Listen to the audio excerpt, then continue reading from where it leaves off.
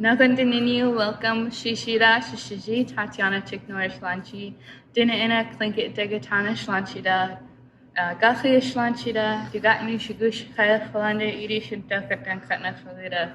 This is me, this is who I am. I'm Tatiana Ticknor, I'm Dina Ina Klinket Degatan, and I'm part of the Gachi clan or the Raven clan on my Dina Ina side, and I was born and raised here in Anchorage. I'd like to acknowledge that Anchorage resides on the people of Eklutna's land, and I'd like to thank them for letting us live on their beautiful lands that they used to call home, and they still call home here today. Chinan.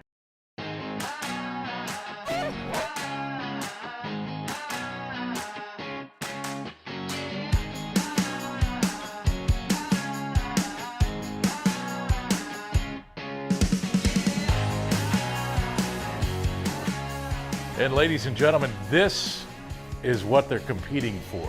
Tradition, history, legacy, and the Joe Reddington Senior Trophy. Look at this, the greatest trophy in all of sports. This will go to the champion of the 49th Iditarod Sled Dog Race. Hello everyone, welcome back to the Lakefront Hotel, the home of the Iditarod Sled Dog Race. Welcome to the coverage of the 49th Annual Iditarod.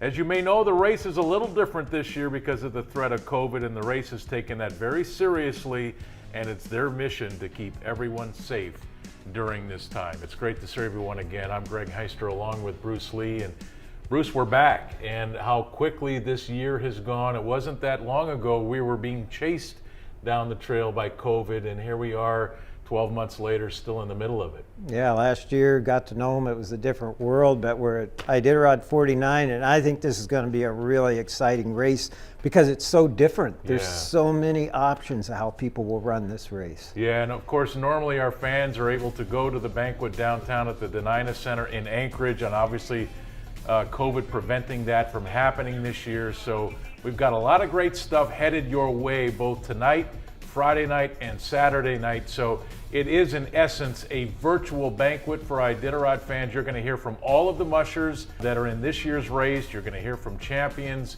You're going to hear from some of the great women of this race.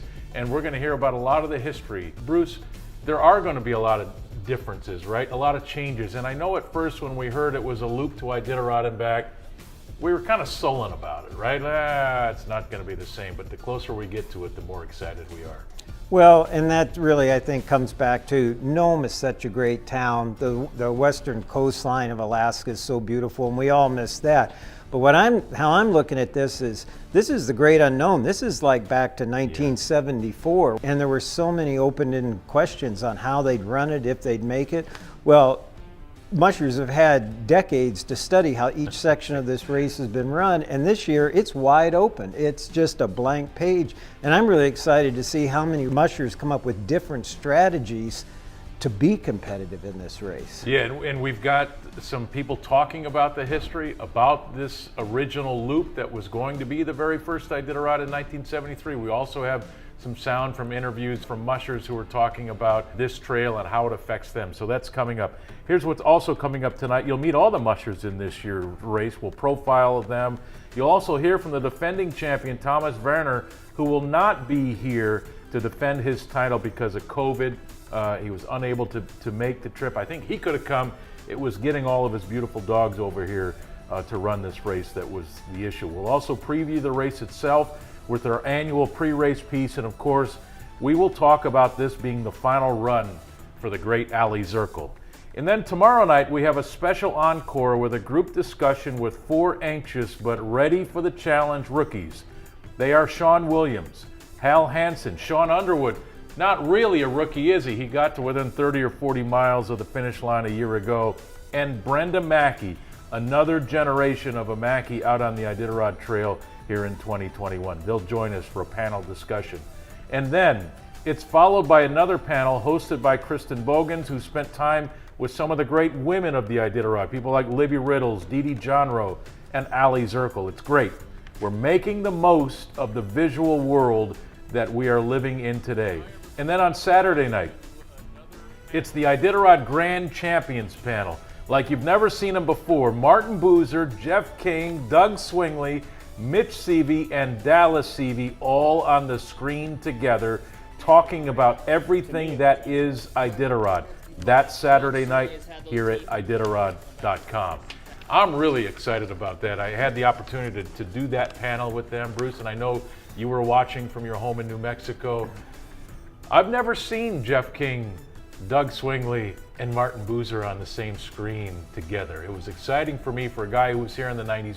Between 1992 and 2002, those three mushers won every Iditarod.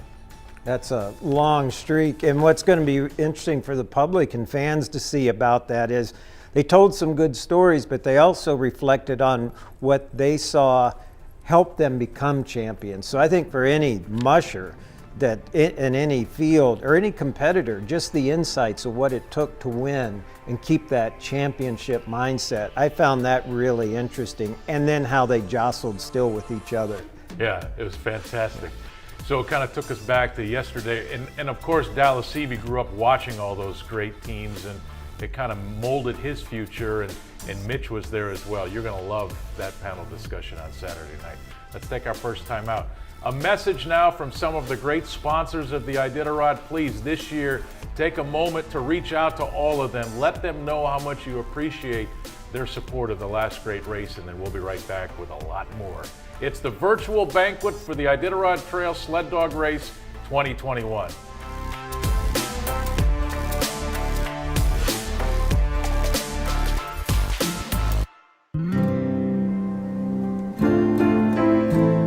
We persevere. We believe in collaboration. We don't give up. We face adversity. We are dedicated. We believe in safety. We take responsibility. We are determined. We are the faces of Iditarod. ExxonMobil, proud sponsor since 1978. Mark your calendars. We're excited to announce the 2021 Iditarod auction schedule. The pre-race auction will launch on February 22nd, 2021 and close March 8th, 2021. The hat and bib auction will launch March 5th, 2021 and close March 19th, 2021. We have some exciting items this year. Register to bid at www.iditarodauction.com. My name is Christina Barrington, and this is Havoc. I've been mushing alongside my twin sister Anna for 18 years. Together we run Seeing Double Sled Dog Racing in Kananowitz, Alaska. 2021 marks our 10th Iditarod race together, but it's safe to say that this year is unlike any other. I think we speak on behalf of all mushers when we express gratitude to the sponsors for supporting this year's Iditarod. Thank you for believing in us, our teams, and the last great race. Now we'd like to pass it off to Megan with GCI, an Alaska-born and raised tech company and longtime sponsor of the Iditarod. Thank you, Christy and Anna, and good evening to all. My name is Megan Mazurek, and I'm the Contributions and Events Senior Manager at GCI. It's an honor to address you all tonight. I know many Alaskans, including myself, look forward to the Mushers Banquet each year. It's a time to catch up with old friends and celebrate Alaska's most beloved and official state sport, dog mushing. And while we're sad we can't be together in person today, we're excited the Iditarod tradition continues on. GCI has been a proud sponsor of the Iditarod since 1994. We're so proud to support events in our home state.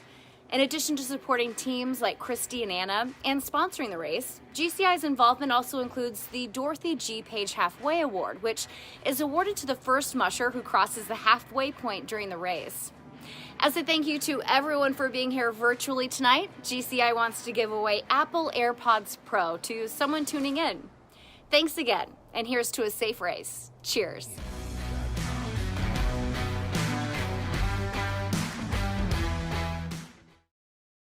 In 2021, the Iditarod, the mushers, and their dogs need your support more than ever before. Your Iditarod Insider subscription is a great way to help ensure that this great race is run across the Alaskan wilderness each and every year. The Insider Nation is behind each of our human and canine athletes, so join us today. Subscribe to Insider Ultimate Plus for exclusive access to stream our past 12 documentaries. Your Insider Plus level support will include access to Insider Video on Demand, live streaming, and GPS tracking. If you've already renewed, you can upgrade by going to your account and purchasing the upgrade.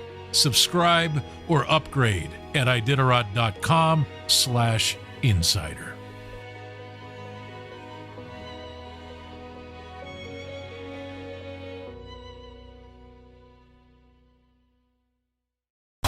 Over a quarter century, Aliy Zirkle and her dogs have raced enough miles to circle the Earth.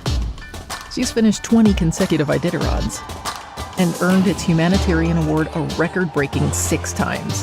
Aliy is an inspiration to us all. A tough competitor, adored role model, and kind person.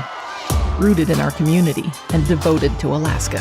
The people of Matson wish her Godspeed in her last great race. We're with you all the way, Aliy. Well, ladies and gentlemen, this is the time that we spend a little moment now and plug the Iditarod Insider, and it's been near and dear to Bruce's heart and my own heart for 16 years now. And you know, it's been our privilege, number one, to be a part of it, but I think that we need to take a little time and just explain what the Insider is. It is the marketing wing of the race. It is the connection to the fan base for the race. It is an opportunity for us to try to bring the story of the Iditarod out, but it's also a big part of the financial foundation of the event today. Your donation, your subscription, whatever the term is that we want to use with that, it goes to ensuring that the race's future is strong. It is unaffected by outside influences. Let's just leave it at that. And so your $20 or your $40 goes to making sure that, you know, the straw gets moved down the trail, the veterinarians get moved down the trail, all of the support gets moved down the trail. That money is evenly distributed. It's not going into some deep coffer.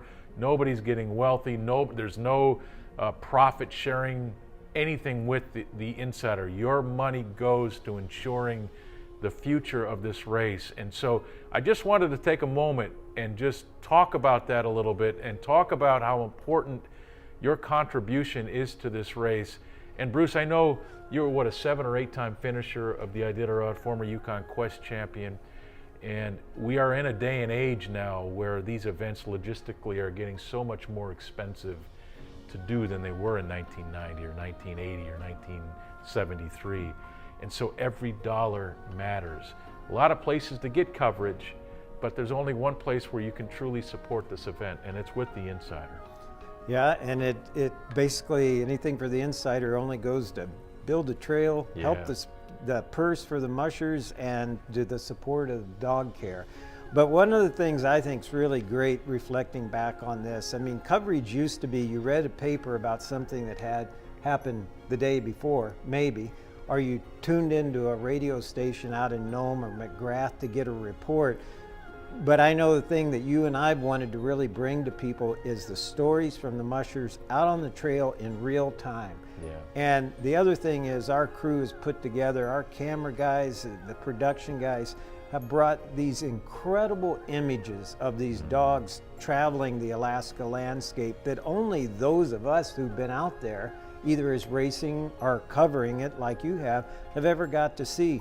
And I know those Run Dog Run features, those things, the people love seeing those images of those dogs out on the trail going across Alaska. And you only get that really on the Insider. If you really like these dogs, if you really like Alaska, there is no better place to see what's going on out on that trail. And really, there's no better way to support the race, frankly, and you get so much content for it. So we're going to be live. You're going to have live streaming coverage, weather dependent, in Finger Lake, in Rainy Pass, in Nikolai, in McGrath, in Ophir, Iditarod, and then on the way back, you're going to have it again in Iditarod, in Ophir, in McGrath, in Nikolai, Rainy Pass, Finger Lake, and then we'll be live in Skwentna for their final 8-hour rest. So there's going to be live streaming pictures just about the entire way this year. We're excited to do that, and we'll be bringing you all kinds of interviews.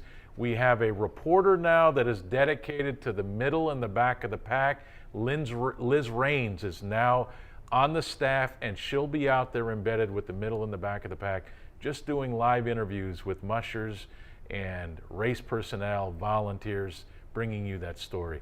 So you get a lot of content, but at the end of the day, your support helps ensure the future of the Iditarod. Thank you. Get official Iditarod sportswear, accessories, and home decor for the entire family, featuring beloved premium brands.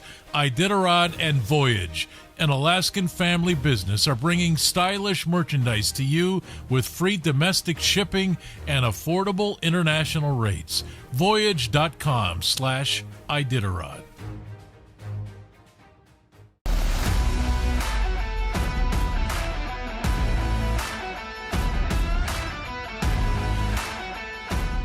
And welcome back to the Iditarod Virtual Banquet for the year 2021. Greg Heister along with Bruce Lee. Okay, Bruce, we've got a brand new trail. You talked a little bit about it in our opening segment. It is different this year. Different means it's exciting. It's a change of strategy. Mushers are not really sure. They know the distances, right? But now where to rest, where not to rest. Takotna not in there, the kind of the favorite place to take a 24-hour break. That's not part of the process this year. So McGrath, Ophir, Iditarod, and then flat, right? But they've got to take it before Iditarod. So let's talk first about just some general things that you're thinking about the trail. And what have they been saying? Well, I mean, a lot of the mushers I've talked to over the winter trying to figure out how to lay out a plan and a strategy for this, because it is different. I think one of the things you just touched on, removing Takotna as a 24-hour layover place. I mean, you and I for years have seen that lot out behind the post office where there's just team after team parked, and there's great food there, great people. Yeah. And everybody's going to miss that. That decision was made by the community to not utilize that checkpoint for their safety, which is totally understandable. But that does change the dynamic. Now mushers that typically would just automatically go to Takotna are in the position of picking, probably for 90% of them, it's going to be McGrath, Ophir, or Iditarod. And I think you'll see the more competitive front teams go farther on. That's a really big change. And yes, they do know the mileages, they do know where the creek crossings are once they've traveled it one way and then heading back. But the big change is, I think it makes, if the weather stays good, I think this makes this Iditarod is going to be more of a speed race than those hard-headed leaders playing a part. Going up the Yukon River, which is really a tough run on mushers and can have pretty severe wind weather, and that run up the coast. So teams that have speed available to them will be figuring out where to use that speed to the best advantage to get back to the finish line. Yeah, so let's take a look at our map. We've got an animated map. It begins in Deshka Landing, again, a little different, so a shorter run from Deshka to Squentna, and then the doorstep into the Alaska Range with Finger Lake, and then Rainy Pass, Puntilla Lake, the Gorge, and then it's down into Roan, over to Nikolai. We will be near the village. We will not be going into that community. Then it's McGrath, Ophir, Iditarod. You talked about flat. Then they do the loop. So it's been called or dubbed the Gold Rush Loop. Interesting as they make their way back, Bruce, they're going to know the distances, but now you've just run 45 to 48 teams or 47 teams over this trail. Should be faster, right? Because it's a broken trail unless we get a dump of snow. So there's still a lot of variables, a lot of unknowns as we watch this trail come all the way back to Deshka Landing. There is, and the weather in Alaska it can change in a heartbeat. It could be a big snow, could warm up and rain. But generally what you would expect after 40-some teams have run over a trail and it's had 24 hours to set up, that snow will get harder and you can expect to have really good going. Some teams will be meeting each other. People that don't know mushing, they'll have head-to-head passing. Yeah. That's real. These teams they're the cream of the crop, and they're well trained and passing head-on. Fans shouldn't worry about that. They'll just say the command is on by, and those dogs each pick a side, step to the side of the trail, and they go by and don't miss a beat. We did it when we ran out of Fairbanks and went down to Anvik one year. But I would expect that to be a faster trail. And then we've got to remember another aspect is instead of dealing with weather and a lot of hills, really mountains along the coast, once they top off at Rainy Pass going back, it's downhill all the way to the finish line on a very contained, obvious trail. With their final mandatory 8-hour rest in Squentna, which is roughly 45 miles from the finish line. So it'll be a sprint race on the way home. Okay, let's meet all of our mushers in this year's Iditarod race. Let's start with our first team wearing bib number 2, of course, and then we'll run through them all. You'll hear from them all. Here we go. Aaron Peck was born in Ontario, Canada. Aaron and his Swiss-born wife, Eva, along with their 3 children, Clancy, Sonny, and Jacko, own a small ranch near Grande Prairie, Alberta, Canada. There they operate Elevation Dog Boarding and Training Center, as well as Elevation Sled Dogs, Racing, and Tours. Aaron Peck has his eyes on a championship. Hey Iditarod fans, thanks for following the race this year. We really appreciate it. This is my lead dog, Chris. You want to say hi, Chris? Yeah, there's Chris. I like to share and educate people through dog sled tours and adventures, sharing what it is we love to do and showing off these incredible dogs, the history of the sled dog and how important of a role they have played in our culture and our society. Thank you very much, and we look forward to hitting the trail. Next, Pete Kaiser, the 2019 champion, born and raised in Bethel, Alaska, the last musher to win this race from Off the Road System, and an Alaskan favorite. A family guy and one of the best on the trail, he'll be chasing his second Iditarod championship in 2021. In the off-season, he works a full-time job. You'll also find him doing a lot of fishing. There's a sense of pressure off because you won, and then there's a sense of pressure on because you won in the same aspect. It's kind of confusing. You kind of do feel like you accomplished a goal that you set out to do, and so that monkey is off your back. Christy Barrington operates Seeing Double Sled Dog Racing with her twin sister Anna and her husband Andy Pohl in Kinnick. Mushing dogs has become part of the family life.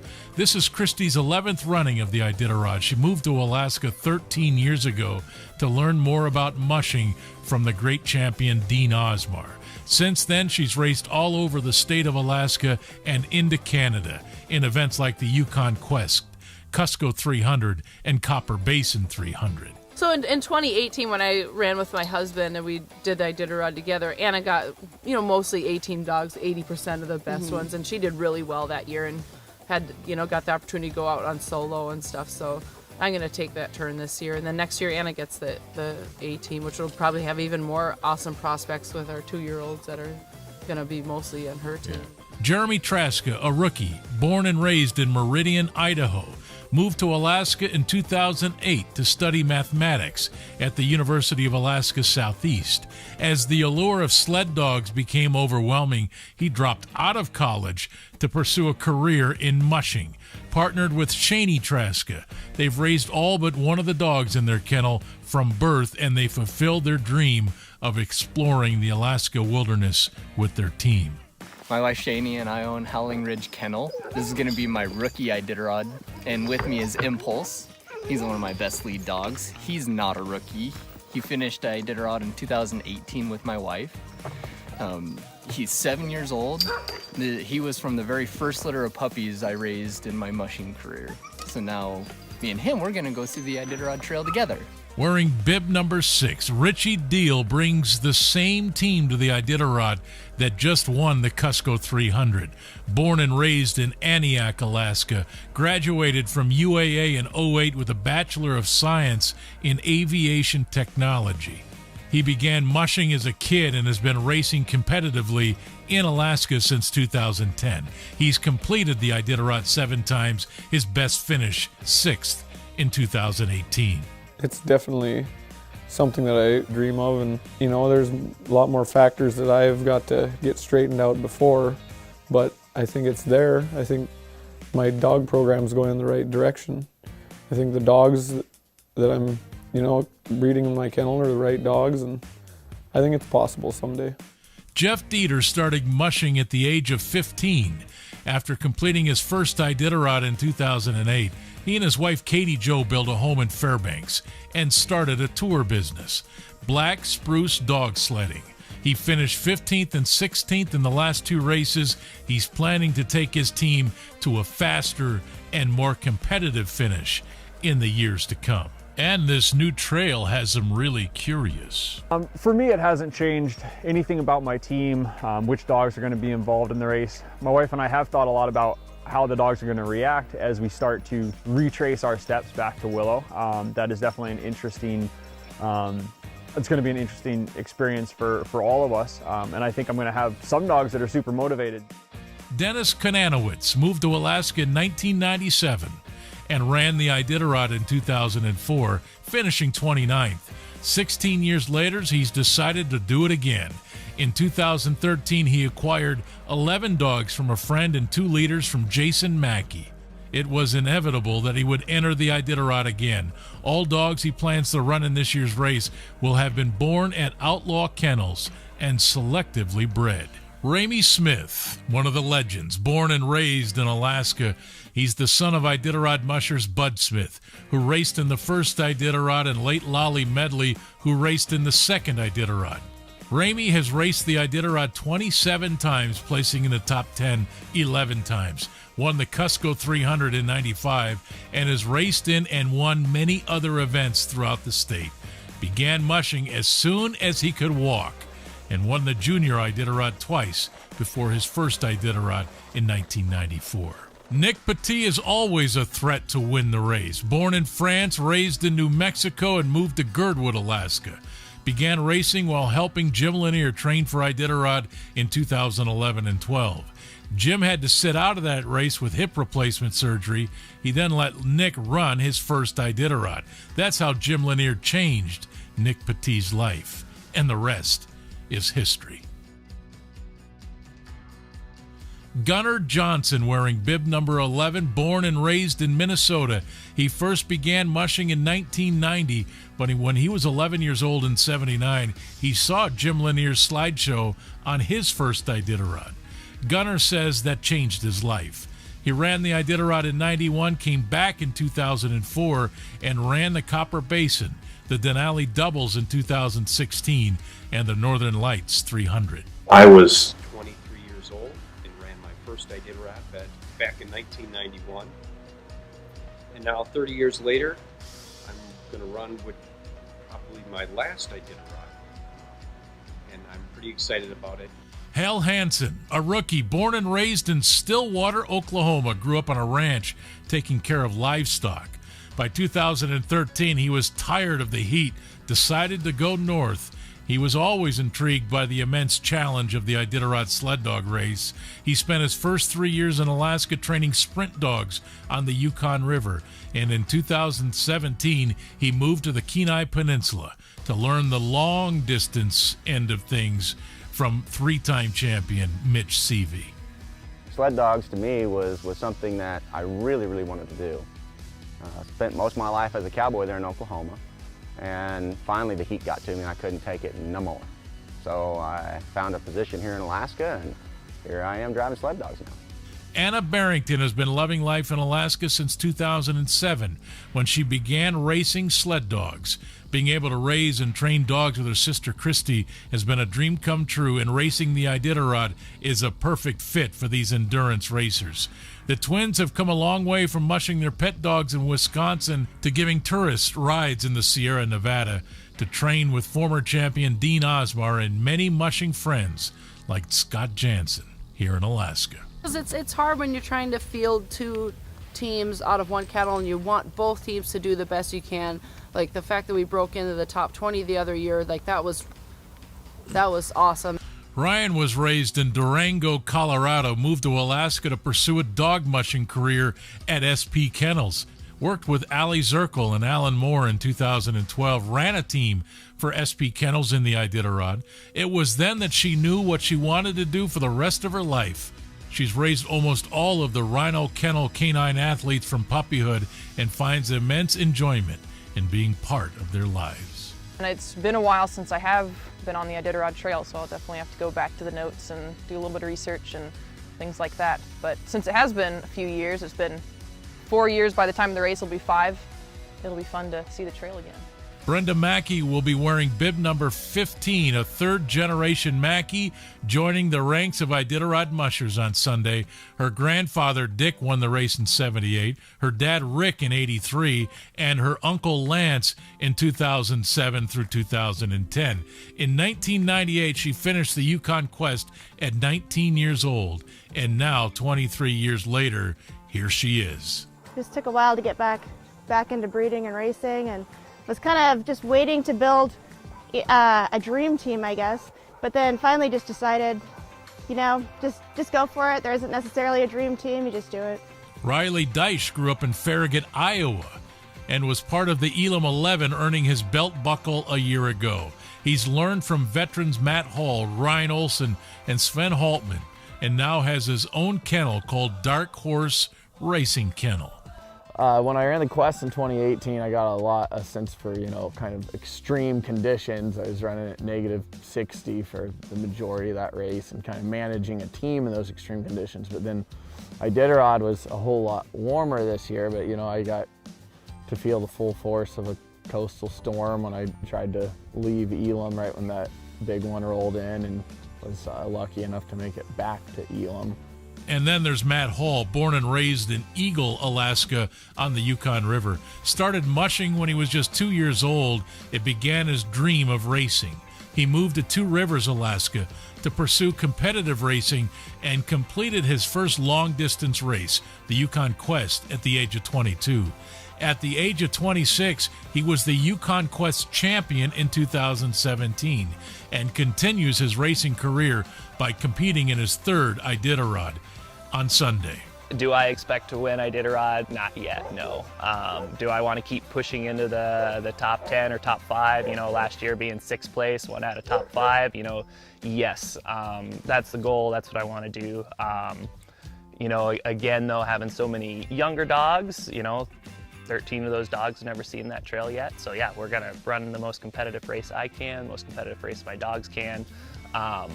Ask me next year if I'm ready to win it.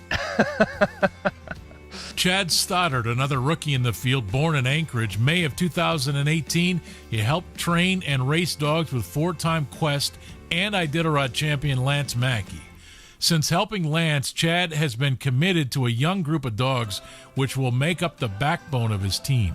His great-grandpa, William Burke Sr., delivered mail around the time of the 1925 Serum Run, and his family has ties to Nenana. I'm passionate about dog mushing because I love the dogs. I love to be out in these beautiful places in Alaska with the dogs. The feeling of overcoming challenges together with the dogs, that's what it's really about with me.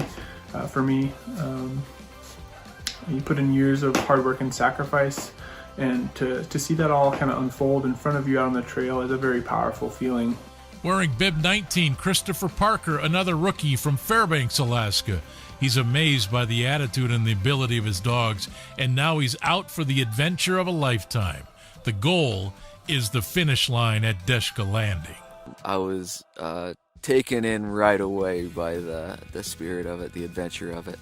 I was running tour dogs, had been for a few years, and knew that they were really awesome and really capable athletes, but had no idea quite what they could do. And so I got to say the dogs inspired me to run Iditarod. Ryan Reddington is no secret to the Iditarod Trail. His grandfather, Joe Sr., credited with creating this event in 1973. His father, Ramey, raced the Iditarod 14 times. Throw in his Uncle Joey, and Ryan hopes to follow those 3 men into the Mushing Hall of Fame someday. What inspires me to race in the Iditarod is my love for my dogs, and also it's a family tradition. Here's my grandpa, Joe Reddington Sr., at the top of Mount McKinley by dog team, 1979. This is my father, Ramey, racing in the Iditarod 21 years ago, taking off from the starting line. And this is my grandpa, my dad, and me.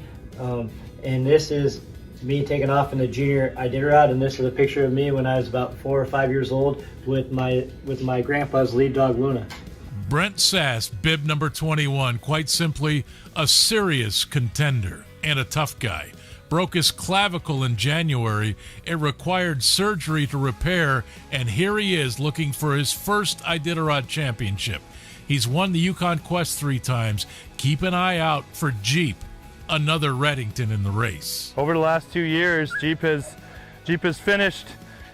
run two Yukon Quests and an Iditarod, and he was the Golden Harness winner in the Yukon Quest in 2019, and he was a complete rock star in the Iditarod in 2020. And another rookie from Fairbanks, Alaska, Joanna Jagao, grew up with her family on the Porcupine River, where she helped her dad on his trap line, and they lived a subsistence lifestyle there. Now this pediatric nurse will take her lifelong dream and head out onto the Iditarod Trail, country she has never seen. Honestly, dog mushing is one of my passions. Ever since I was little, I absolutely loved it. My dad thought I was crazy several times when I was like, oh, I want to do dog racing. He's like, oh boy. But yeah, it's just so addicting. Once you get out there, you're always planning the next time you'll be out and doing a race. Dallas Seavey, what more can you say? He's out to tie the legend Rick Swenson with 5 Iditarod championships. They would be the only 2 that have ever done that. Dallas is back after a 3-year rest from the Iditarod Trail, and this 4-time champion is ready to go. And we all know that when we get out there on this trail, somewhere there's going to be a lot of rumors. Oh, we're not going here, or this trail's bad, or this trail's good, or it's 50 miles, or it's 10 miles. And we know right before we get there, it'll change again. And that's just what it's going to be. So just get ready for it. Brace yourself for it. Jessie Royer is back. She'll follow Dallas Seavey out of the chute, and keep an eye on her. A perennial contender in this race. You know that she will be ready to compete for a championship. The Rookie of the Year in 2001, and has finished in 3rd place the last 2 years. This is Coulter. He's one of my lead dogs. And Regal, he's one of my wheel dogs. We got Reason. This is going to be her first Iditarod. She's a good little leader, though, aren't you? Yes, you are. And then, let's see, we got Seal, Striker, come here. My 2 main guys. This is Chuka. She's a really good lead dog. Striker. Okay. Striker, come here. Come here, Striker. Okay, good boy. So, Striker and Seal, these 2 are brothers. These 2 guys right here. They've run 5 Iditarods with me, so this is going to be their 6th race to know. Well, not to know them, I guess, this year, but 6 Iditarods. So you'll see them on the trail, and we're all excited to be here and ready to race. We'll see you on the trail. Wade Mars, the new papa. He and his wife welcomed into the world Mac Petrus Mars in December, and now he's out to make his family proud with another top Iditarod finish. Wade is part of a long list of contenders in 2021. And bib number 26, Michelle Phillips, a veteran of the Yukon Quest and the Iditarod, continues to knock on the door from Whitehorse in the Yukon Territories. She's a real deal lifestyle musher. She brings a willingness to camp and go hardcore. This might be a trail that is perfect for her and her team. Well, my dogs are my life, they're my family, they're what I do for a living. So, you know, I work with my dogs. I don't know, I maybe have a holiday about a week a year. So, you know, I'm with them most of the time. It's either free running, going for a walk, going for a hike. You know, I'm an old-timer jogging group. Either I'm training myself or I'm training dogs.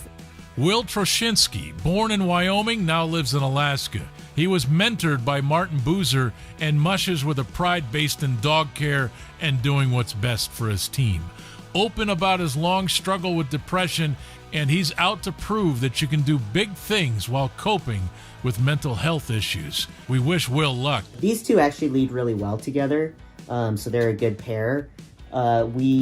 With all of our different leaders, we have different combinations who are good for kind of different times or needs, and these 2 are kind of a great all-around pair. They are always driving, they're great at commands, and so they'll definitely be leading together on this year's race. Bib number 28, Milla Porsild, will embark on her second Iditarod on Sunday.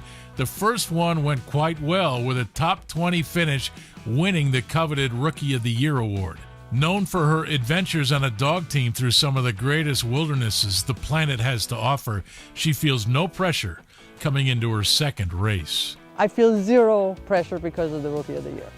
That is definitely not playing into my, it's not even on my mind.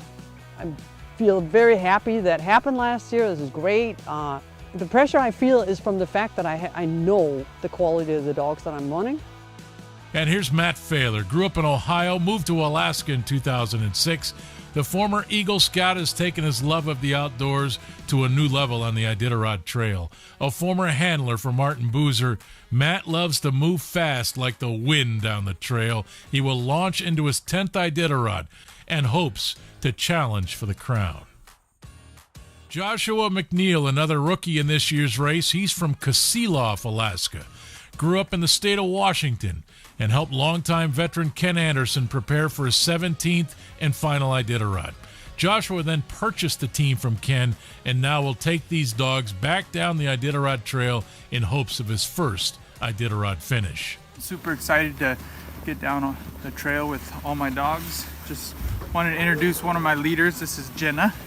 She's 7 years old. She's responsible for the majority of the puppies in my kennel and some of the 2-year-olds that are going to be on my team this year. So thank you everyone for your support and look forward to seeing you on the trail.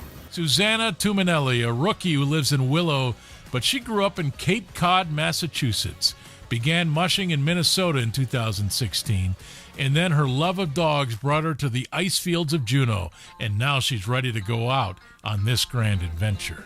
I am so excited to get down the trail and get started on Sunday. My team of 14 and I couldn't be more ready to get going. One of the reasons I'm so passionate about dog mushing is it allows me to combine two of my biggest loves in life, which is traveling and exploring new places and having adventures, and dogs, of course. So mushing is really the only sport where I'm able to combine those two passions so perfectly. And Iditarod is really the only race in the world quite like itself. So can't wait to get started. And bib number 32, Aliy Zirkle. Hard to believe, but this will be her final race for the loved Aliy. Her 21st Iditarod will be her last. She's never scratched. She's finished second place 3 times. This legend of the game will be looking and putting every ounce of energy she has in getting to that finish line first. The excitement and joy and enthusiasm and competitive nature that I have will then go down into my dogs, and they won't but help themselves. They're going to be excited to be out there. They're going to be exploring terrain, and I think one of the real cool things that people don't realize that are going to happen to these dogs, they're dogs. By the time we turn around, we loop, and we come back to the same trail, they're going to actually know they've been on this trail. They're going to follow their own sense all the way back to the finish line. Travis Beals has been dreaming of winning the Iditarod since he was 4 years old, and he's getting closer. He now lives in Seward. He's been working for this opportunity for a long time. He believes he's getting close.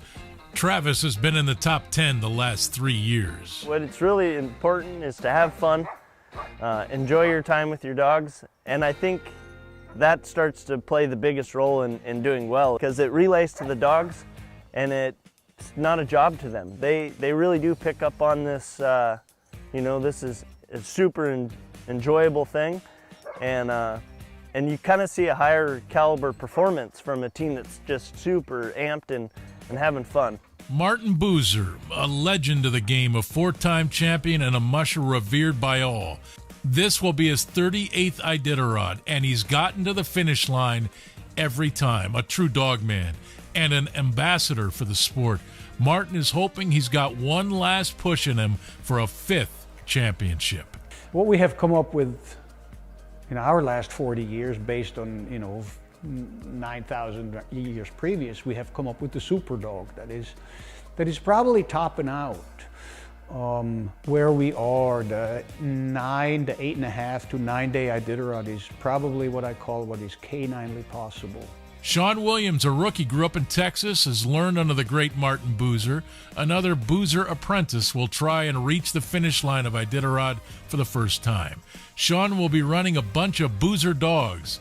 Most have already finished the Iditarod. It's his turn now to get to the finish line. The thing that actually concerns me most is figuring out enough daycare and people to travel up here to help watch my son while my wife is by herself parenting when I'm gone. And bib number 36, Aaron Burmeister, his 20th race, and he believes this trail is made for him. A yearly contender, grew up in Nome and still lives there for part of the year. He was hoping to bring the trophy to the people of the Bering Sea coast this year, but he'll settle for his first Iditarod championship regardless of where the finish line is. I've had 19 other Iditarods to make mistakes and learn from them. So we can all make mistakes, but that experience level is a benefit to me on a trail that I can't go back and look at last year's results and see what's going to work best. I've got to be able to understand my dogs, what they need, read the dogs, and take advantage of my experience. Cody Strath, the other half of Squid Acres Kennel, he and Paige Drobny have been living the dream. Cody, a veteran of the Yukon Quest and the Iditarod, will be looking to get to the finish line for a fourth time with the kennel's young and up-and-comers. He'll leave the front of the race to Paige. For us, I mean, you can just see it in their eyes, their way they hold their ears, the way their hair perks up when they smell things or see things. You just know they're happy, the way they play with their neighbors. Lev Schwartz, born in the Soviet Union, he's now a U.S. citizen and a 3-time finisher of the Iditarod. An electrical engineer, he left the trade and profession to become a musher, living the dream since moving to Willow, Alaska in 2011. Iditarod was just always a dream, and every year it got a little bit closer, and got to start the 6th one. So wouldn't trade it for anything else.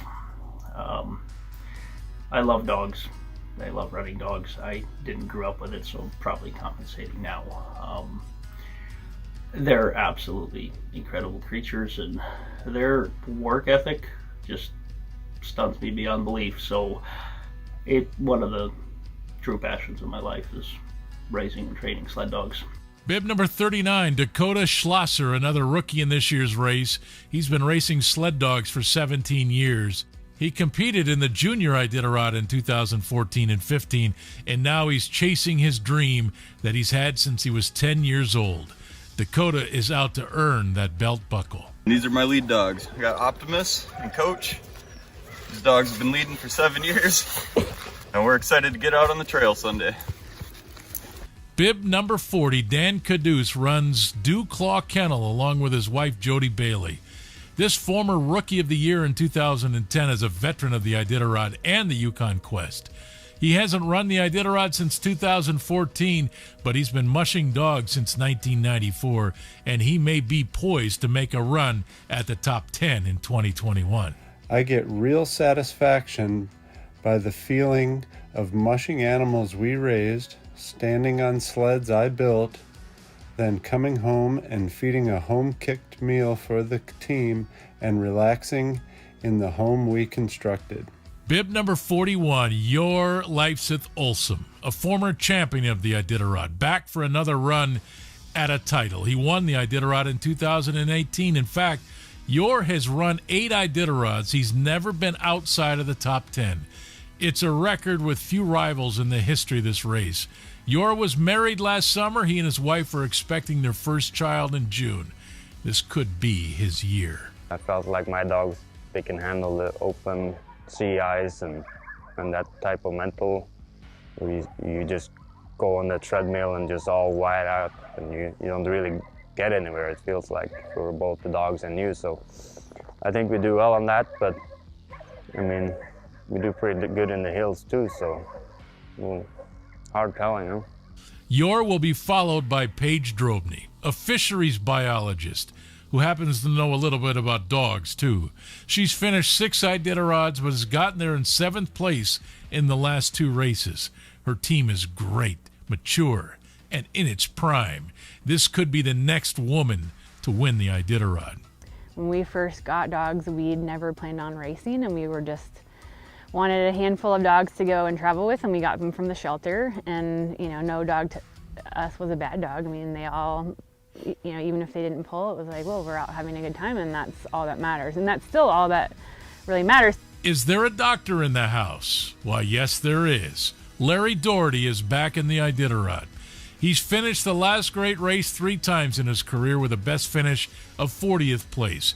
He's a radiation oncologist in his day job and a musher the rest of his free time. For me, mushing has always been much more about the connection to history and tradition and the experience of just being out there with a dog team in Alaska.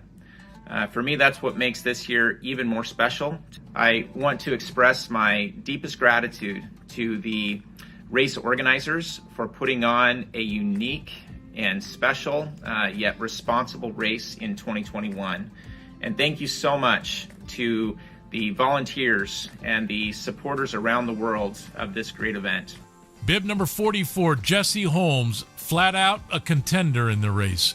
Living with his dogs out the Denali Highway, he's been fully committed to the lifestyle and his team. He's also famous, a character in Nat Geo's Life Below Zero, and he was the Rookie of the Year in 2018, and he's got 2 top 10 finishes in his 3-year career. I find that the more stuff you do like this, the less problems you'll have with the dogs ever being aggressive, and they just learn to work as a pack together. And I think it's beautiful to see all the dogs get to be able to be loose because they enjoy it so much. You can see just how much fun they're having. Bib number 45, Rick Casillo and his Battle Dogs team, they're ready to go. Rick, for years now, has led the effort to help bring awareness to the plight of servicemen and women who come home from the military with the emotional scars of battle. And that's exactly what he and his dogs will be doing on this trail. Rick is looking for a top 20 finish and a 9th time to reach the finish line. Bib number 46, Cindy Galley back for another run at the Iditarod. She lives in Wyckoff, Minnesota, and first ran the race in 1998. Since then, she's finished the Iditarod 12 times and is out to do it again.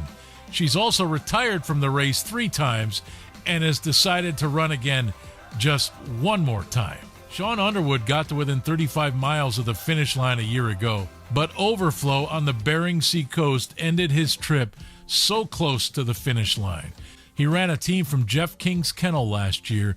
This year, a team of young dogs from Dallas Seavey.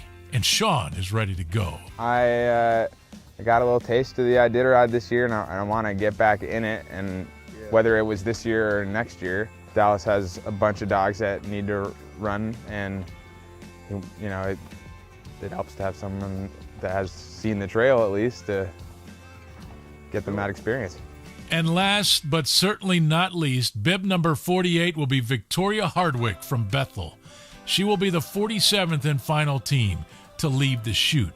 She was a rookie in 2019 and found the finish line. She is back for her 2nd attempt. I'm excited to race Iditarod 2021.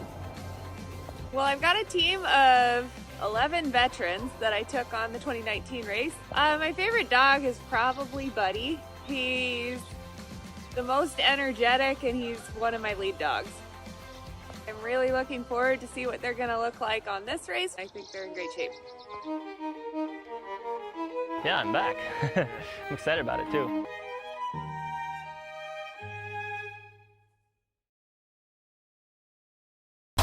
Over a quarter century, Aliy Zirkle and her dogs have raced enough miles to circle the earth. She's finished 20 consecutive Iditarods and earned its humanitarian award a record-breaking 6 times. Aliy is an inspiration to us all. A tough competitor, adored role model, and kind person. Rooted in our community and devoted to Alaska. The people of Matson wish her Godspeed in her last great race.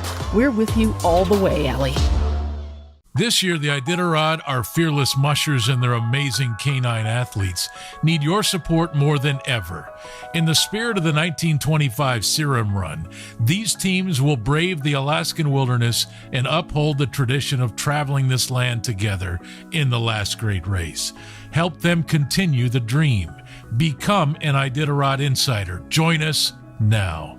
Subscribe to Insider Ultimate Plus for exclusive access to stream our past documentaries. Your Insider Plus level support will include access to Insider Video on Demand, live streaming, and GPS tracking. If you've already renewed, you can upgrade by going to your account and purchasing the upgrade. Subscribe or upgrade at iditarod.com/insider. Good evening, Iditarod friends. We're pleased to join you this evening. This year marks ExxonMobil's 100th year in Alaska. Over that time, we have, as Alaskans, shared some good times and some pretty hard times. I think we can all agree that 2020 was certainly one of those hard times. For so many around the world, there were hardships that tested our economies, our businesses, and even our ability to take care of ourselves, families, and communities. Fortunately, we have the Iditarod, because there is nothing that brings Alaskans and the people from around the world together quite like the Iditarod. It is an event that inspires us and ties us together as we celebrate Alaska history and its cultures, as well as our historic partnership with Alaska's dog teams. A partnership and a love that spans centuries of teamwork. It has been a partnership which connected communities and allowed for the movement of freight, mail, serum, gold, and families through treacherous conditions all across this great land. With ExxonMobil's 100 years in Alaska, we've been a proud sponsor of this iconic Alaskan event and its mission for over 43 years. And so from all of us at ExxonMobil Alaska, I offer a heartfelt thank you to the Iditarod staff, volunteers, and all the many others who helped run this amazing event. And finally, to the mushers, we wish you the very best of luck. Be safe and be well. Not able to visit us in person at our Iditarod headquarters? Well, the official online gift shop of the Iditarod has all your Iditarod merchandise needs covered. From t-shirts and hoodies to magnets, keychains, coffee mugs, and so much more. IditarodStore.com has it all. IditarodStore.com.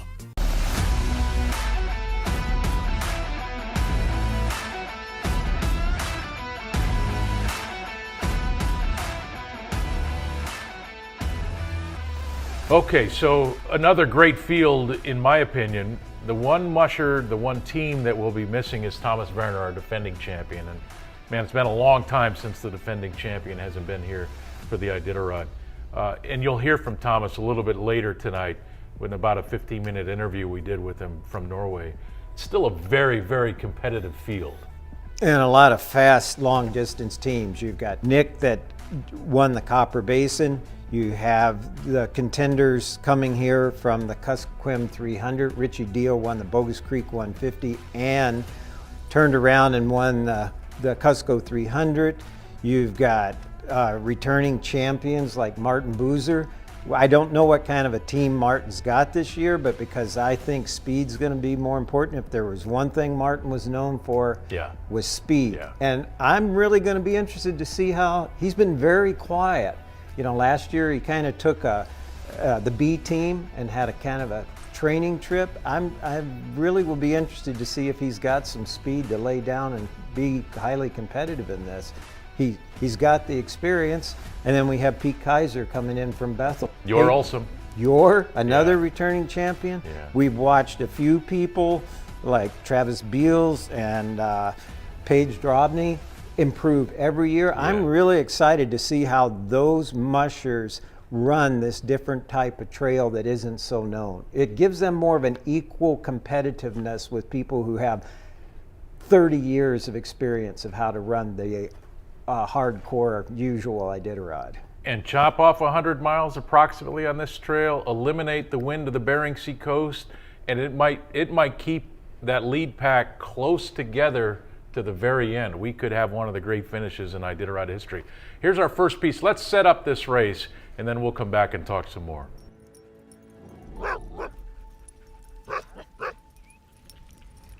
If we fail to adapt, we fail to move forward.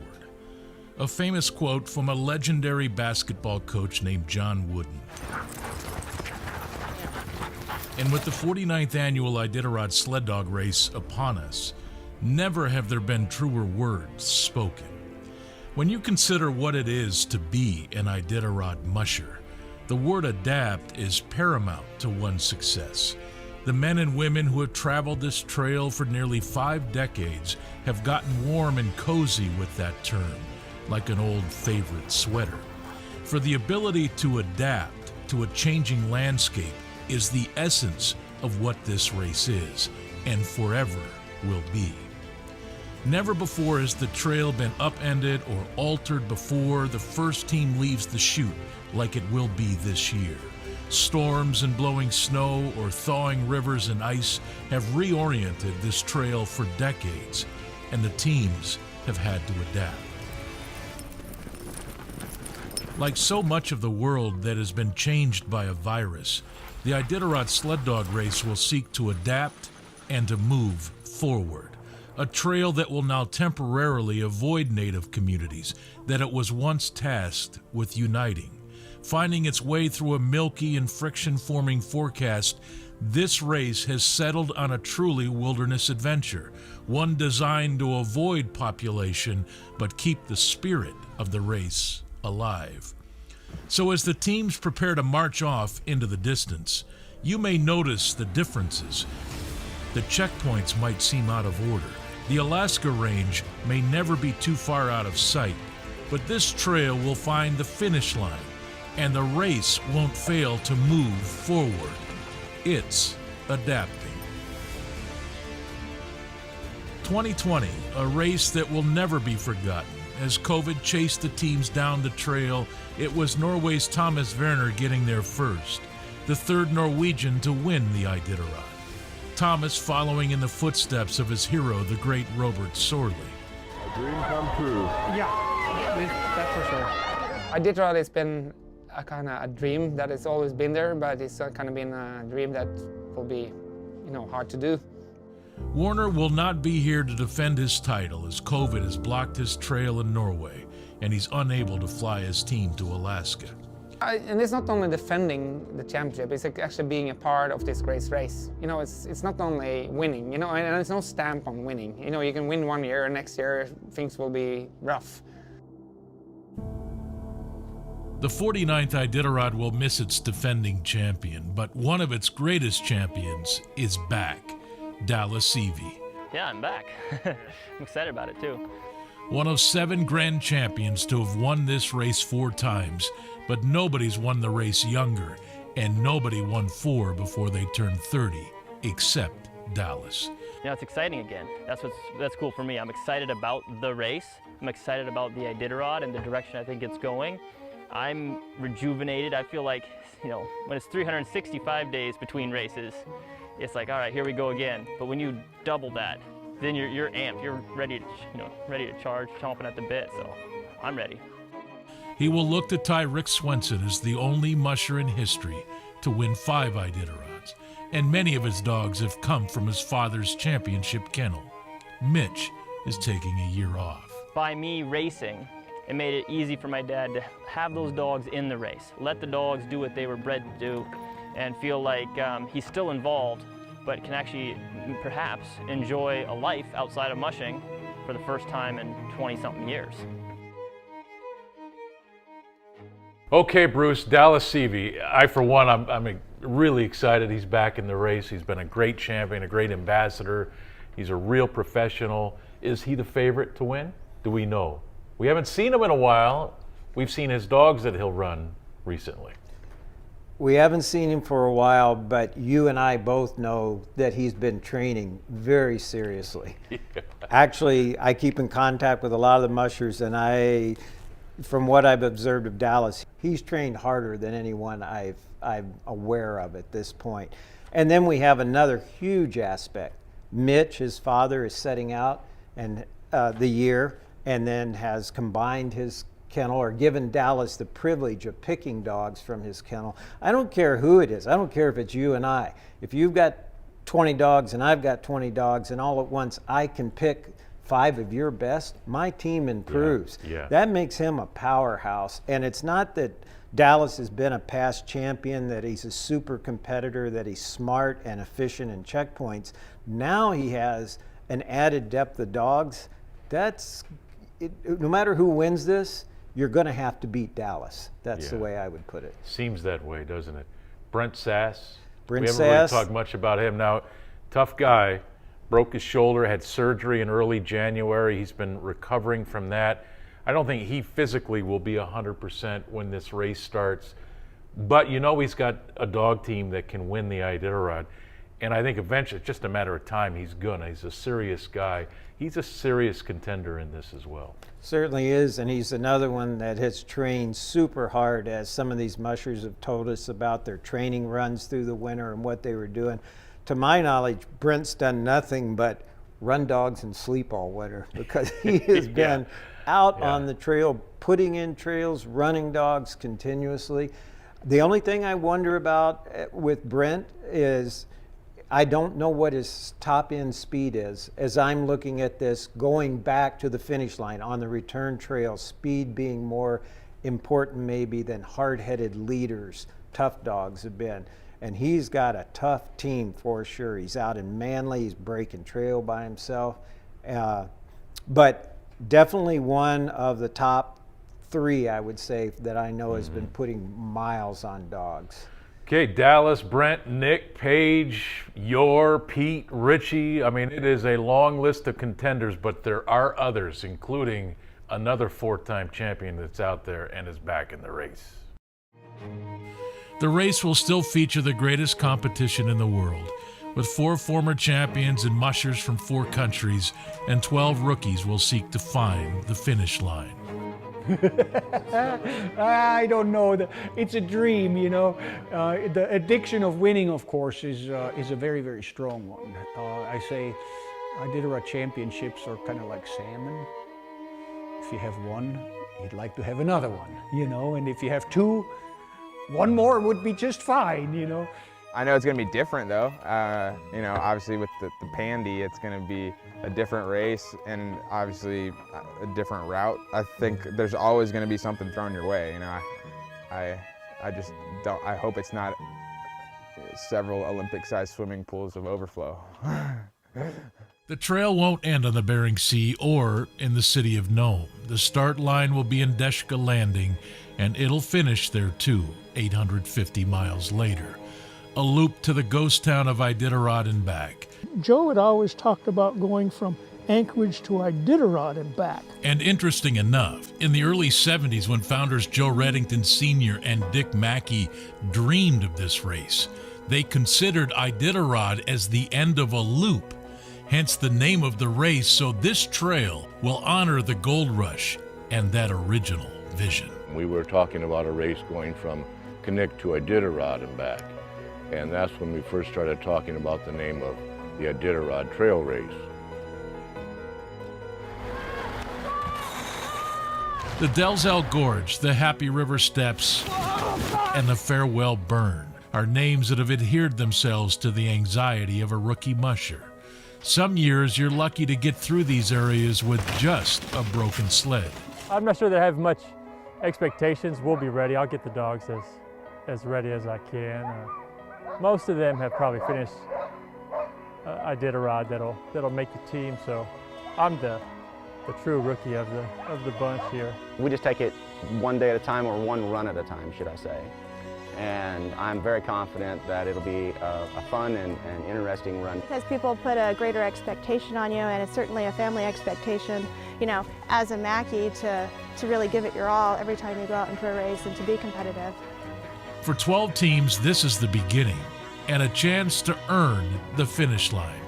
It will propel a lifestyle for years, or it will extinguish the flame. Rookie, a new recruit, stripes to be earned by miles traveled. The only thing that really makes me worried though is the more technical aspects of the trail. I'm a little clumsy of a person, so I get a little bit more stressed out on those roller coaster type sections, but most of all, really just excited. a whole different part of Alaska that I haven't seen. I mean, I haven't traveled that part of the state, so I'm pretty excited to see that area.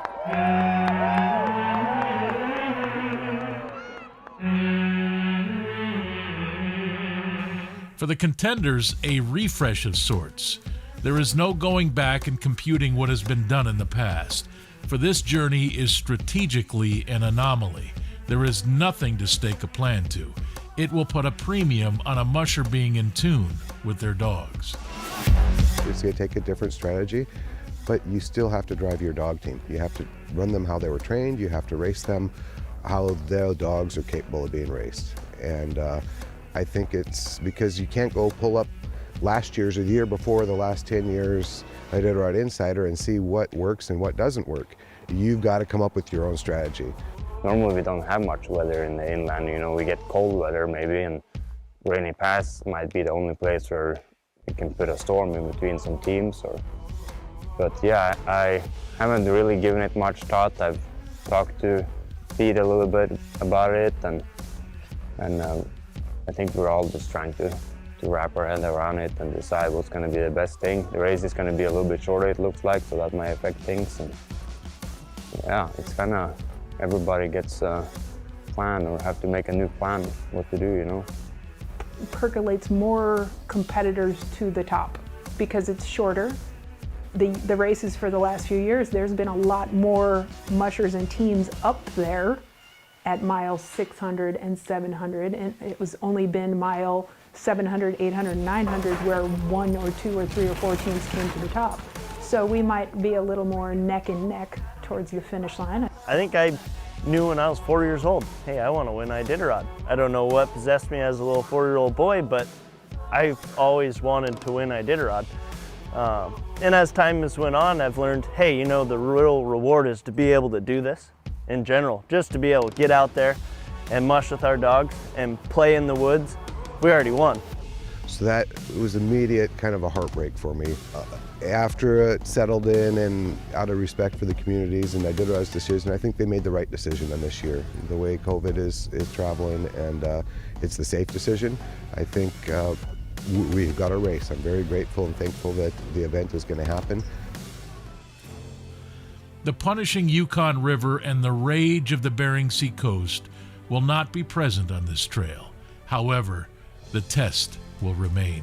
I want to say it's going to be easier, but that's when you say Iditarod's going to be easy, it ends up biting you in the butt. So I don't know if I really want to say that. And right now I feel like I've got a dog team that they can handle curveballs, which is good because I think this race is going to be full of them. It changes the dynamic, but what we have seen in the past is the really good dog mushers always do well. You're gonna see your at the front. You know, if we see the Brent Sass that I think we're gonna see, you're gonna see him at the front, right? There are people that know how to manage dog teams, know how to travel with dog teams, and it'll be shorter. So you're gonna see people like Nick that's struggled at the end of the race in the past. This might be his perfect race. How many times has he been right in the front 800 miles into it? So that's another factor. And Bruce, Dallas brings up a great point. Nick Petit, right? Not last year, but the few years prior to that, he was the most dominant team on the trail 800 miles into the race. He was in the lead. And yes, what we all saw, either if you were chasing him as a competitor or you and I following and observing the race, he just had incredible speed with those dogs until they stopped about 800 miles in. Right. On tough, coastal, wide open country. He lives in the forested areas on trails more. So that's why so many people are looking at Nick this year, is he has speed. He shows it in mid-distance races, meaning 300 milers, 150. Won the Copper Basin. Won the Copper Basin. And if you take it at about that 800 mile point, they all know if Nick gets out front, he's going to be hard to catch because of the speed that team has historically shown it has. Okay, let's take another time out. Here's what's coming up next on the Iditarod Trail Sled Dog Race Virtual Banquet 2021. Stay right there, a lot more to come. putting all these hours into the dogs and all the small details that you have to be good at to win or to be competitive. You know, it's just a lot of work.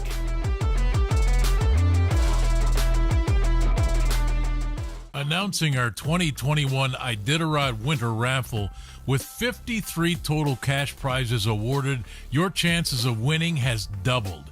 You have a chance to win a grand prize of $100,000 cash, 3 prizes of $10,000, or one of 49 prizes of $1,000 cash. Ticket price $100, only 5,000 total tickets will be available. Drawing will be held Monday, May 31 at 5 p.m. on the Iditarod Facebook Live. Call Iditarod toll-free at 800-545-MUSH. That's 800-545-6874. Alaska residents can purchase online at iditarod.ejoinme.org/winter raffle. You need not be present or live in Alaska to win. All proceeds benefit the Iditarod Trail Sled Dog Race. Hi, everyone. I'm Christina Woolston, and I'm part of the Donlin Gold team. Donlin Gold has been proud to be a sponsor of Iditarod for 11 years now. Our commitment to culture in preservation in the YK region and throughout Alaska is really part of why we are supporting Iditarod. But beyond that, the safety, the historic nature of the race, and what it meant for our communities back in 1925 with that original Serum Run. What more fitting, I think, remembrance of that time than Iditarod, and to continue that tradition. We are proud to also support Pete Kaiser and Team Kaiser and Kaiser Kennels out of Bethel. Bethel is part of the YK region, and our project, the Donlin Gold Project, is anchored in Western Alaska in the Yukon-Kuskokwim region. We are working and developing this land and the gold deposit there at the invitation of Chilista Corporation and the Kuskokwim Corporation. The cultural value of racing and mushing in Alaska is something that we hope will carry on for years and generations to come. The Iditarod espouses that culture, that tradition, the hard work, the tenacity, the work ethic, all things that our project could not be successful without. So we thank Iditarod, we thank the mushers, we thank the incredible athletes, these phenomenal, phenomenal canines who race thousands of miles and love it. We thank you for everything it's taken to put on a safe race this year. We know 2021 is unique and challenging, but it seems like you have everything in order. And when the dogs hit that starting line on Sunday, we know that it's going to take on a whole other meaning in terms of pulling something like this off in the middle of a pandemic. So thank you, everyone. We thank the board for Iditarod, all the mushers. Donlin Gold is proud to be a sponsor, and we wish you a safe and successful and fast race. Over a quarter century, Aliy Zirkle and her dogs have raced enough miles to circle the earth. She's finished 20 consecutive Iditarods and earned its humanitarian award a record-breaking 6 times. Aliy is an inspiration to us all. A tough competitor, adored role model, and kind person. Rooted in our community and devoted to Alaska. The people of Matson wish her Godspeed in her last great race. We're with you all the way, Aliy. Iditarod Insider Nation is calling. Join us today. Your Iditarod Insider subscription is a great way to help ensure that this great race continues to run across the Alaskan wilderness. We've got you covered with exclusive insider video, the official GPS tracker, and live video feeds from the trail. Subscribe or upgrade at iditarod.com/insider.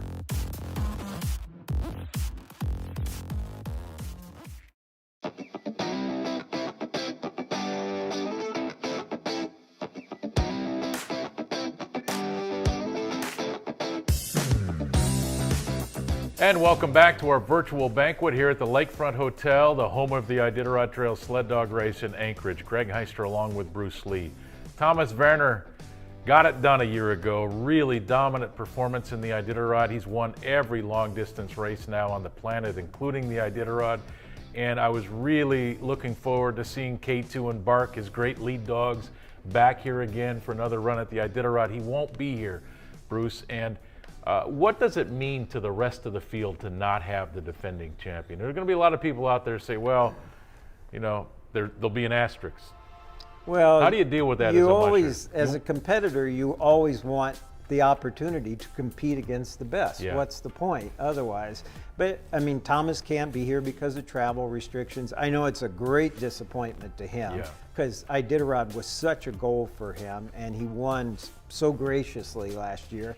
But he wasn't able to get home to Norway until summer. Yeah. And it was just and now travel is even more difficult with dogs. But your question about what's that mean? These guys have enough people to go head to head with. They got their hands full no matter who wins. It's going to be a great dynamic race. And like I said, I am super excited about this race. But it is always great to have the past year's champion there to match yourself against, match your team against. But every champion will always tell you there are never two same Iditarods. Whatever someone did the year before, the game has changed, the trail has changed, some dogs have changed, the strategies change, and it's still going to be a highly competitive race even without Thomas here. But we all wish he was back. Great competitor, great dog man, and I know he would have really liked to defend his championship, but he'll be back. Yeah, he will. And we had some time to sit down and talk via the internet with Thomas Werner a week ago. He talked about winning, he talked about not being able to get here, and he talked about this new trail ahead for these teams that are heading out on the Iditarod on Sunday. Okay, Thomas Werner, man, it is good to see your face, and I know it's been a long year, but let's go back to Nome last March, and you and I sat down and we did kind of like an exit interview on the way out of town as everybody was running out of there. And you told me that it hadn't sunk in yet, that winning the Iditarod just really hadn't sunk in yet. And so I'm wondering, we're a little more than 11 months since then. Has it sunk in yet? Do you feel like an Iditarod champion yet? No, not really. It's kind of strange. I still have that kind of feeling that, you know, but I still have to look at the trophy when I go by it. And I say, you actually did it. And especially now when I'm not able to race, you know, it's kind of amazing to have that trophy there and just think about that and you know, go into the social media and look at some of the videos and say, well, I actually did it. But I still have that strange feeling that this didn't happen actually. And I know you're already a famous guy in Norway because of the races you've won over there, but did you sense a difference when you finally got home that people were excited to see you on a different level? Yeah, definitely. You know, dog mushing in Norway and I think in Scandinavia and Europe is actually getting bigger and bigger. It's getting more and more attention from media. We are giving, you know, showing the sport in a positive way, and definitely, actually, I just had a prize here 2 days ago, and a sports prize, and beat a lot of the people of, you know, good athletes in Norway. So, so definitely, the sport is getting out there. Yeah, and so you've made the decision, and I know it's probably still painful for you, but not to come to Iditarod this March and for the 49th race and to defend your championship. So tell me about that decision and what went into it. Well, I've been working with the United States Embassy in Oslo, and we're traveling with the, you know, with airlines and everything, and actually I had problems getting into the United States myself. You know, I didn't get actually approval, and they asked me to apply for visas, and they say you have to wait one month, and suddenly, you know, you have to kind of decide, what are you going to do? You know, are you able now to do a competitive race when you're having all these issues that are showing actually not getting solved? So it's just too many things that just added up, and I said, this is not good, and I cannot be performing now if I'm going to keeping on this track here. So I made a rule for myself. I said, you know, in 1st December you have to, before the 1st of December, you have to make a decision to go or not. Because you've got to prepare. I mean, there's so much, maybe a lot of the fans don't understand. It's not just about taking your dogs out on training runs and then showing up, especially from a guy like from Norway. Like, there's a lot that goes in for months prior leading up to the race. Yeah, but this was going to be the easier. I have a truck in Alaska. I have my sleds. I have all my equipment are, you know, sitting in Fairbanks. So so this was actually going to be the easier. You know, just travel with only the dogs and get there and you know, have fun. So but this is not easier. And it's been a tough winter for a musher, right? Because especially in Norway, there's nowhere to go compete. Like, you can take your dogs out and go for a run or go camping, but you guys are competitors and you want to compete. Well, I don't think you will do all that training if you didn't have a goal to train for, because then you will train your dogs and be out with them and enjoy them. But, putting all these hours into the dogs and all the small details that you have to be good at to win or to be competitive, it's just a lot of work. So it's really hard that we have, some of the major races are canceled or maybe will be canceled. We have one more race, but it doesn't look good. Thomas, I know this has got to be difficult for a lot of reasons, but you have a dog team and a kennel that is in its prime. K2 and Bark, two of the great dogs in the Iditarod today. They're in their prime. And, that chance to win, it's these peaks, right? You've got 3 or 4 years to get it done. And so that's got to be difficult not to be able to bring this team that just won, not because it won, but because it's in its prime and you want it to reach its potential. And I used 5 years to actually build this team, and I've been really, really careful with them without, never been pushing them over the limit in training or in racing and always looking, to try to keep their heads always motivated and happy. So it's been kind of a special ride with this team because I changed actually a lot of things after the 2015 Iditarod. So actually from 2015 I've been building this team to come back, and my goal was to go 3 years when they were in the prime age, and K2 and Bark will be 7 years. So, but my hope is that they will probably have 1 or 2 more seasons, and they don't pull that hard, and they are really nice gated and have a really good attitude. So hopefully they can be in a competitive team in a couple of 3 more years, especially on the end of the race. Yeah, that would be fantastic. The new route this year, and I know you're not running, but I'm sure you've had some time to look it over and to strategize in your mind. What do you think about this route, this loop from Iditarod to back? How will it change things? Well, I think the biggest change is that you're definitely going to have a well-prepared, good trail coming back. It's going to be a trail that's been many teams been traveling on, and it will definitely be a hard trail if it doesn't show up any weather, if it doesn't come a lot of snow or something.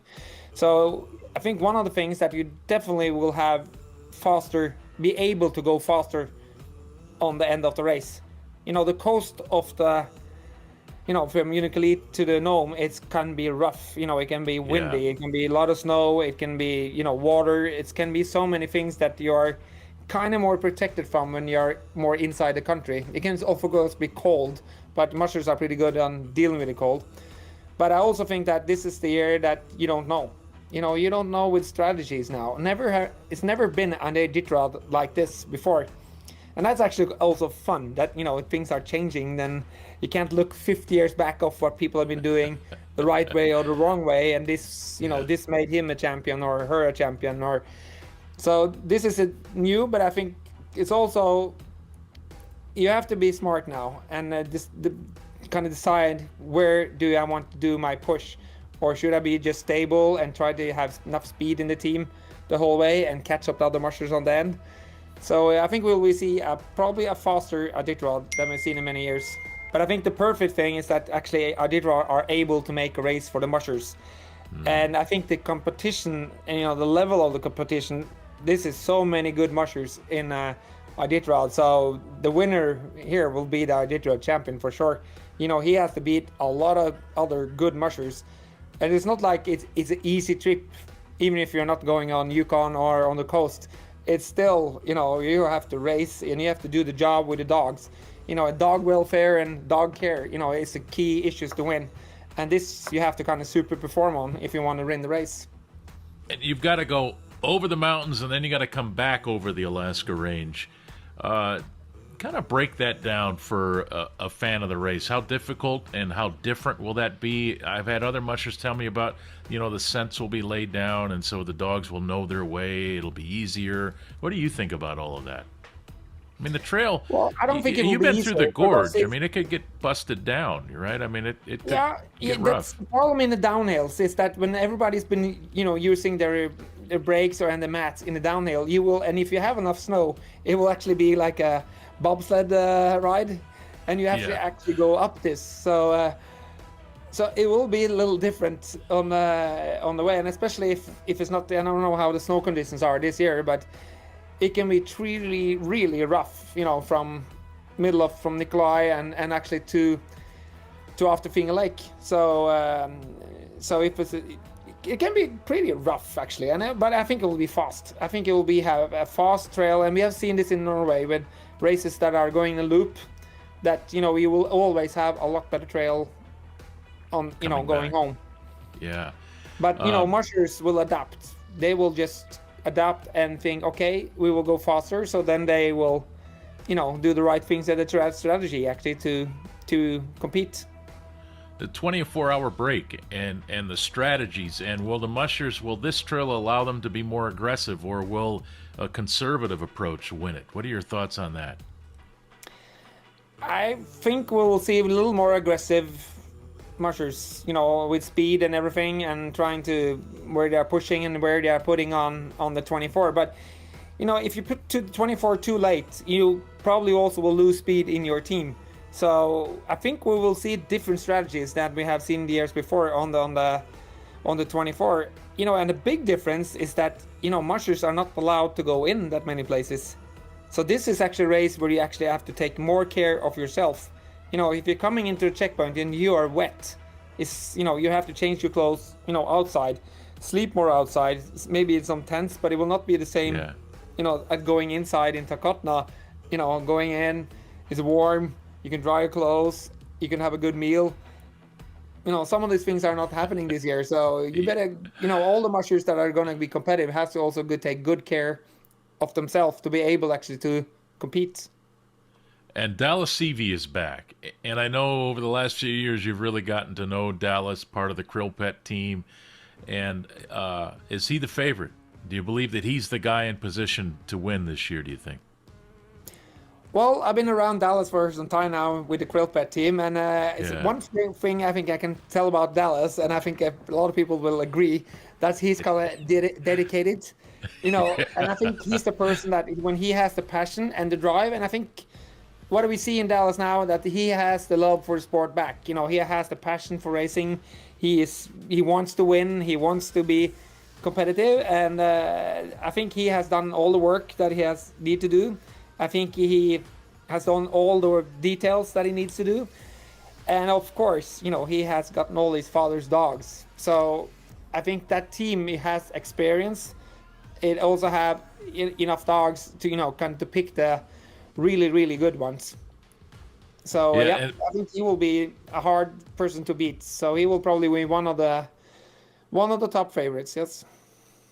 And the others, will it be the typical list? Your Pete, Jessie Royer, or with the shorter trail, does it bring others into the realm? Will we have a bigger closing pack towards the last 100, 150 miles because of this, do you think? That depends on the race strategies. It's a little hard to say actually how it's going to be. But I think definitely we will see harder, faster trails from the midway and home, and that actually will benefit fast dogs. Maybe smaller dogs that are really fast that can just roll on the trail and actually keep up or actually catch up a lot of hours on the end. So maybe this year we will not see that, you have one person or two person or three person in lead up there. You will maybe see somebody is leading and then people are closing more in. So it actually can be a really nice race to follow and actually see what's going to happen. Who has that little extra speed the last, 200 miles, 250 miles. Okay, Thomas, 2022. The plan is for you to be here, I hope. Well, what I'm kind of really happy for is that, 2022 is not only 2022, it's the 50 years Iditarod, it's the anniversary of Iditarod, it's been going for 50 years, and I'm really glad that, hopefully that, the COVID will be done and I can do the race. So this is something I really want to be a part of. So so that's what I kind of patting myself on the shoulder and say, okay, you're going to the 50th Iditarod, and that's something really special. So and also I want to say to all the mushers that are doing the Iditarod, I would really want to be there as myself, but have fun and enjoy the race. And I'm really glad that the Iditarod organization actually pushed forward and didn't cancel the race. They are actually, has the stamina to keep on going and making the race in this difficult times we have now. Well, we wish Thomas well. We know he'll be watching, and who knows, maybe we'll get him into our coverage somehow this year when we're out on the trail, and we look forward to having him back next year. Well, I think Iditarod Nation is still trying to get over the fact that Aliy Zirkle has announced her retirement. This will be her final Iditarod, Bruce, and I know you and I have gotten to love Aliy, and we've spent so many quality moments and hours with her out on this trail over the years, and it's hard to imagine the Iditarod without Aliy Zirkle in it today. And I know a lot of greats have come and gone in this one, but Ally's different to me. She kind of embodies everything that this is. Tough, all about adapting. Whatever comes, we'll deal with it. She's never bought a dog, never sold a dog. Her breeding right is in her own kennel. Like, there's so many things to revere about her. And what I like about Aliy is I almost say she's some of the last people that lived out on the trail with their dogs. She's not just a racer. I mean, she started out with dogs living up in the Brooks Range, out of Bethel, going out camping with dogs. She's got all those skills, and instead of being one that complains because it's too hot, it's too cold, it's too windy, Ally's always like, hey, that's why I'm running this. Bring it. I want it. And that's really refreshing, and it's really the spirit of this thing. As rather than just seeing how fast my dogs can go, she wants to be out and all of that. I remember Rick Swinson saying years ago, as the race got faster, he goes, we spend so much time and money doing this. We should be out here longer to enjoy it. And Aliy really exemplifies that, being out on the trail and enjoying whatever it brings. Yeah. Great competitor. Oh, the best. Here's more with Aliy. The 2021 race will also mark the end of an era. The incomparable Aliy Zirkle has decided this will be her final race. Her 21st consecutive Iditarod will cap a career that has placed her name among the greatest in the sport's history. 3 times a second-place finisher, she's embodied the spirit of this race and the lifestyle that she has loved. Iditarod 2021 will be my last Iditarod. It's the end for Aliy Zirkle.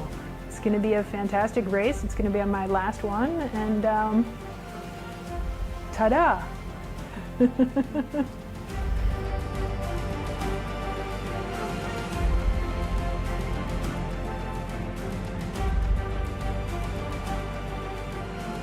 So she brings a caliber of human to the race that is not easily retrieved. And she's a leader when it comes to that. And she's a leader as a racer, and she's a leader as a dog person, dog man, dog woman. She encapsulates that to me. She's tough as nails, but she is first and foremost in her relationship with herself, her dogs, very much her dogs. And to an unbelievable extent, her fellow mushers. She has integrity.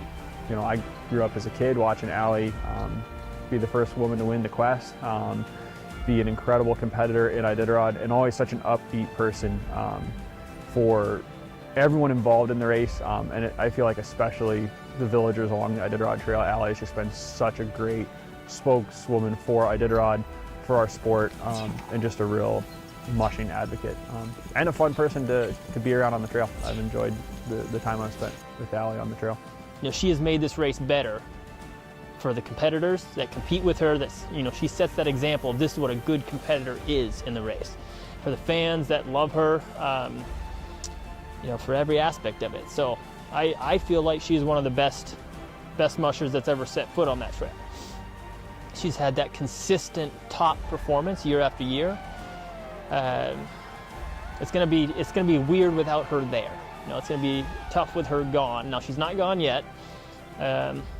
We still got one more race that we gotta fend off Aliy. I sure as hell hope she wins. And if you had asked me before you had told me this, who I would hope win Iditarods, I would have said Aliy in a heartbeat. That's who I hope wins the race. And now I'm like, I would pretty much yield the trail. Yeah. Not the real Iditarod, you say? Ask that question in 850 miles. It's long been a race of the unknown, an arrival of mystery and history. Oh, sure, the Yukon River and the Bering Sea coast have been a part of every race. But the trail has been an evolution. The finish line has always been the destination. And the miles in between are where the story is written, the chapters divided, and a book is born. And that gets us back to where we start. If we fail to adapt, we fail to move forward. And forward is the only direction these dogs have ever known.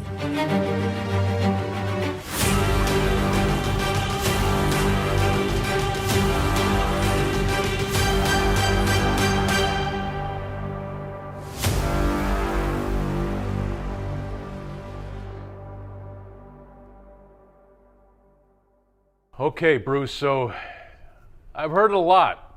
It's not going to be the same Iditarod. And hard to argue that the river, the Yukon River won't be there, the Bering Sea coast.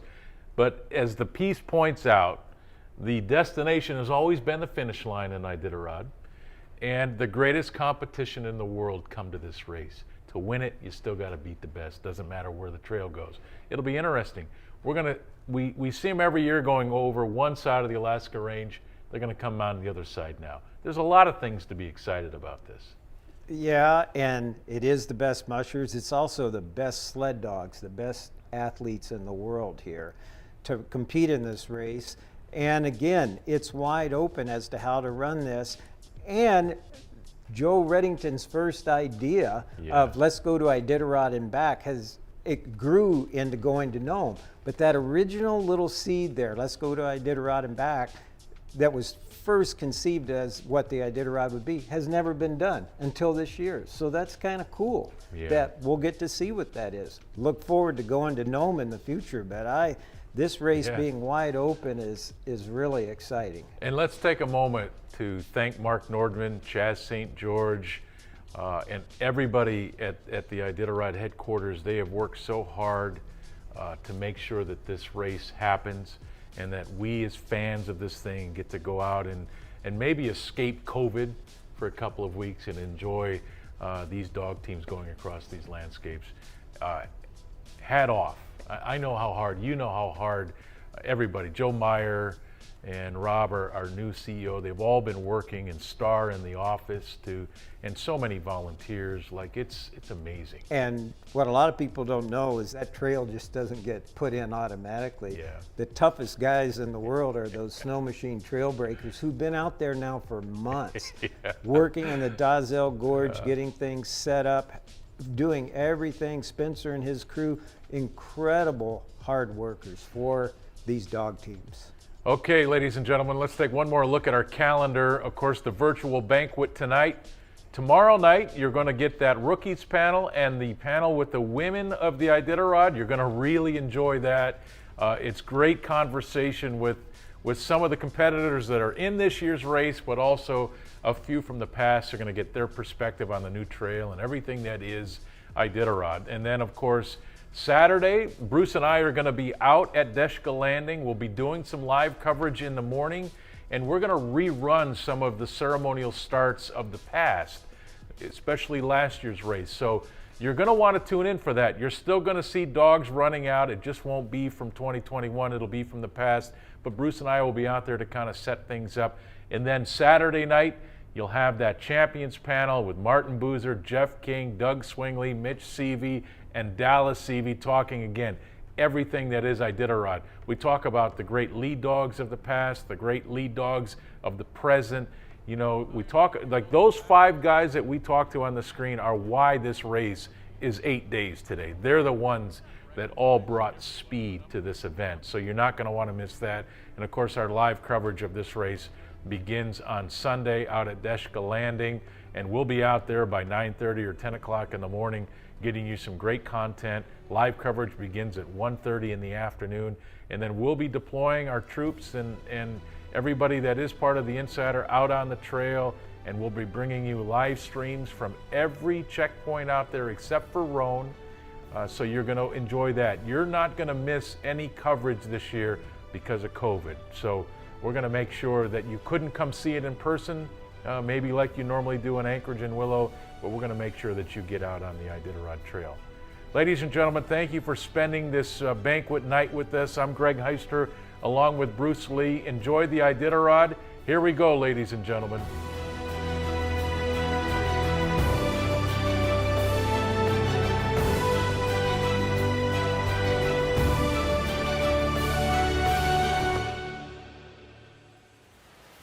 Time to subscribe or renew your Insider subscription to enjoy the additional expanded content provided this year. Insider 2.0 is more than just the race. It is your center for mushing, dog care, and education.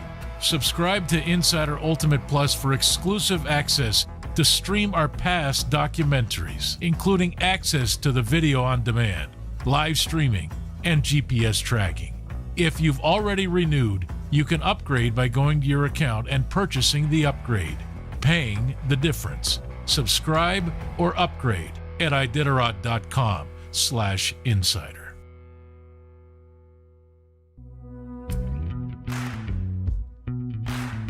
My name is Christy Barrington, and this is Havoc.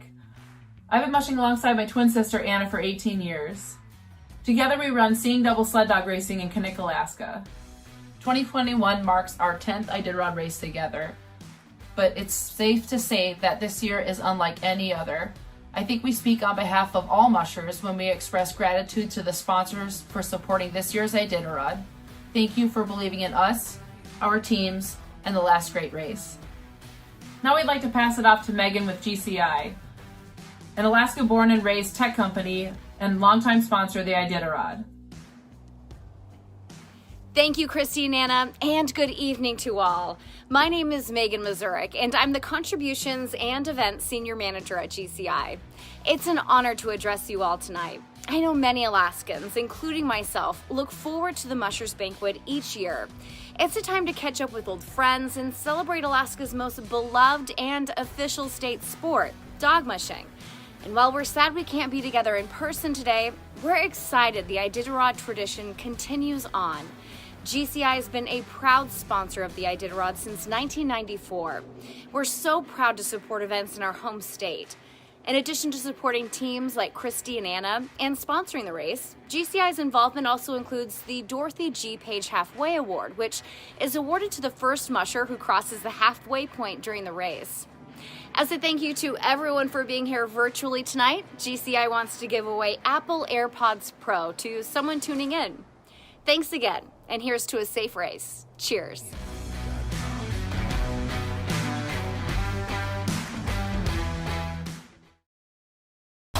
Over a quarter century, Aliy Zirkle and her dogs have raced enough miles to circle the earth. She's finished 20 consecutive Iditarods and earned its humanitarian award a record-breaking 6 times. Aliy is an inspiration to us all. A tough competitor, adored role model, and kind person. Rooted in our community and devoted to Alaska. The people of Matson wish her Godspeed in her last great race. We're with you all the way, Aliy.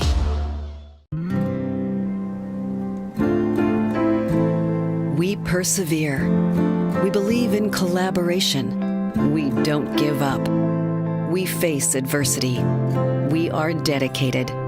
We believe in safety. We take responsibility. We are determined. We are the faces of Iditarod. ExxonMobil, proud sponsor since 1978.